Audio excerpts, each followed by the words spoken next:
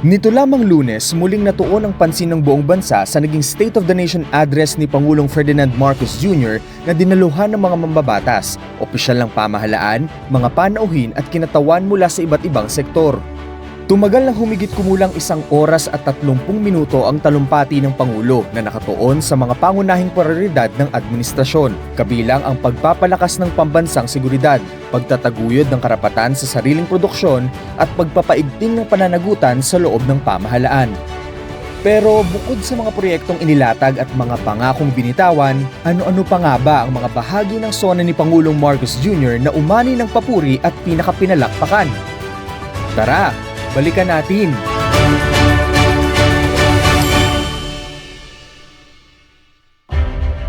Hindi ako pangulo ng aking pamilya. Hindi ako pangulo ng aking kaibigan. Ako ay pangulo ng Pilipinas at ang tungkulin ko ay sa inyo, ang aking mga kapwa Pilipino.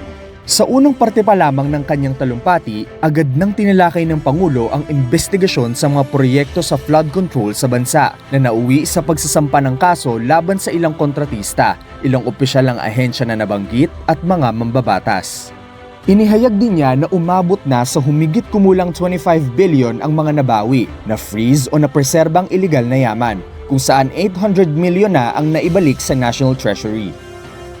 Panawagan din ng Pangulo na alisin na ang systems loss charge na ipinapasa sa mga consumers sa kanilang bayarin sa kuryente. Aniya, panahon nang itigil ang pagpapasan sa mga mamamayan ng gastos na hindi naman nila kasalanan. At kung pagbawas ng presyo ang usapan, sa aking palagay, panahon na para tanggalin na natin ang systems loss na pinapasa sa consumer. Kasabay nito, umani rin ng papuri ang kanyang panawagang muling pag-aralan ng paggamit ng nuclear energy bilang alternatibong pinagkukunan ng kuryente.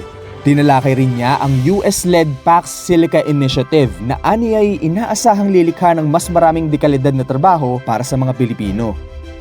Kaya ko kayong harapin at sabihin na ginawa natin ang lahat ng nararapat upang malunasan ang mga epekto ng krisis. Binigyang diin naman ng Pangulo ang mabilis na pagtugon ng pamahalaan upang maibsan ang epekto ng krisis sa mga Pilipino, partikular sa gitna ng pagtaas ng presyo ng langis.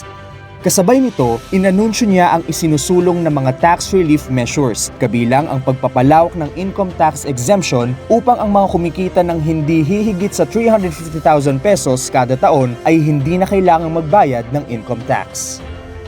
Sa kabila naman ng mga nangyaring insidente ng karahasan sa loob ng paaralan, We must all assume a community responsibility for our young people's protection. Ang mga nasawi na ating mag-aaral kamakailan dala ng karahasan at kapabayaan ay nag-iwan ng malaking puwang sa kanilang pamilya at mapait na aral din para sa ating lahat. binigyang pugay naman ng Pangulo ang mga biktima ng pamamaril sa isang paaralan sa Tacloban City na ani ay nagpakita ng unflinching bravery and heroic virtue. Kasabay nito, binigyang diin din niya ang paggamit ng artificial intelligence bilang pagpapahusay sa iba't ibang sektor, lalo na sa sistema ng edukasyon. Isa rin sa mga bagong inihayag ng Pangulo sa kanyang SONA ang plano ng Pilipinas na magsagawa ng kauna-unahang sounding rocket launch test sa Cagayan sa taong 2027, katuwang ang isang South Korean aerospace company. Cagayan is both geographically and economically primed to serve as our gateway to space and host the country's first spaceport. A sounding rocket launch test is slated for next year. Yes, we are going to launch a rocket into space. Sa huling parte ng talumpati, muling iginiit ng Pangulo ang paninindigan ng Pilipinas sa usapin ng West Philippine Sea. Filipinos are a noble, kind, gracious, and great race. We are not greedy. We are not racists. We are not liars.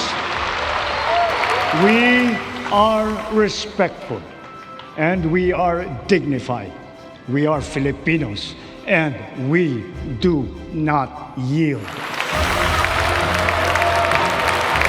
Kasunod ng tumitinding tensyon sa pagitan ng Pilipinas at China, binigyang diin din niya na ang 2016 Arbitral Award ay final and binding at isang paninindigang hindi tatalikuran ng Pilipinas.